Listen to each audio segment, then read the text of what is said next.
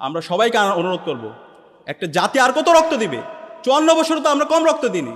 জুলাই বিপ্লবে এত রক্ত দেওয়ার পরও, 2000 ভাই বোনের শাহাদাতের পরও, 40,000 ভাই বোনের পঙ্গু হওয়ার পরও আমরা যদি আমাদের এই বাংলাদেশটাকে একটা ন্যাশন করতে না পারি, একটা জাতীয় ঐক্যমতে আসতে না পারি, তাহলে আমরা কখন পারবো?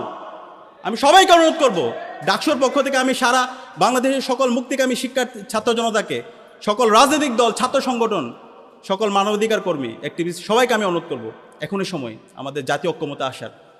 আমাদের ফরেন পলিসি কী হবে সেটা আমাদের এখন একসাথে ঠিক করতে হবে। আমাদের রাজনৈতিক যে প্রতিষ্ঠানগুলো আছে সে প্রতিষ্ঠানগুলোকে শক্তিশালী করার জন্য আমাদেরকে ঐক্যমত হইতে হবে। এরপরে আমার রাজনৈতিক আদর্শ থাকবে, আমার রাজনৈতিক ভিন্নতা থাকবে, আমাদের মধ্যে ডিবেট হবে, কিন্তু ন্যাশন প্রশ্নে আমরা যেন সবাই এক থাকি, বাংলাদেশ প্রশ্নে যেন আমরা এক থাকি, আমাদের ফরেন পলিসির জায়গায় যেন আমরা এক থাকি, ভারত প্রশ্নে যেন আমরা সবাই এক থাকি, এবং একই সাথে বাংলাদেশের সকল শিক্ষা প্রতিষ্ঠানে শিক্ষার পরিবেশ নিশ্চিত করার প্রশ্নে আমরা যেন এক থাকি। এভাবে যদি আমরা ঐক্যবদ্ধ হতে পারি তাহলে বাংলাদেশ আর কখনো পথ হারাবে না। আমি অনুরোধ করব, এখনো সময় আছে, আমরা সবাই ঐক্যমত্যের ভিত্তিতে আমাদের এই বাংলাদেশটাকে একটা পূর্ণাঙ্গ ন্যাশন হিসাবে আমরা বিনির্মাণ করি। আর এটা করতে যদি ব্যর্থ হই, বাংলাদেশে যে রাজনৈতিক দল আছে, ছাত্র সংগঠনগুলো আছে, আমরা নিজেদের ক্ষতি করছি।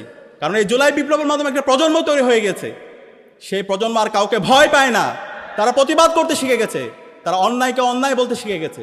সুতরাং আপনারা যদি তার ব্যত্যয় ঘটান, তাহলে শহীদ আবরার, শহীদ আবু সাইদ, শহীদ ওয়াসিম, শহীদ শান্তের যে উত্তরসূরি আছে তারাই দাঁড়িয়ে যাবে, তারাই প্রতিবাদ করবে।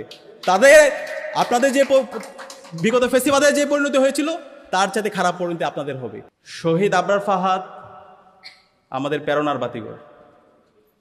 জীবিত শহীদ আবরারের চেয়ে শহীদ আবরার ফাহাদ অনেক শক্তিশালী। শহীদ আবরার ফাহাদ আমাদেরকে রাস্তা দেখিয়েছে আধিপত্যবাদের বিরুদ্ধে, আগ্রাসনের বিরুদ্ধে কিভাবে কথা বলতে হয়, কিভাবে ন্যায্যতা এনশিওর করতে হয়।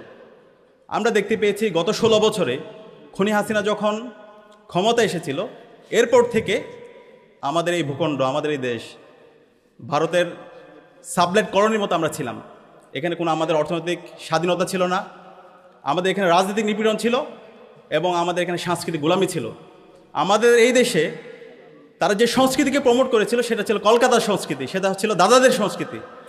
এখানকার যে মাটি ও মানুষের যে সংস্কৃতি ছিল সেগুলোকে সবসময় আদারিং করা হয়েছে, সেগুলোকে সবসময় মার্জিনালাইজ করা হয়েছে, এবং সেগুলোকে সবসময় ক্রিমিনালাইজ করা হয়েছে, সেগুলোকে সবসময় প্রবলেমাটাইজ করা হয়েছে।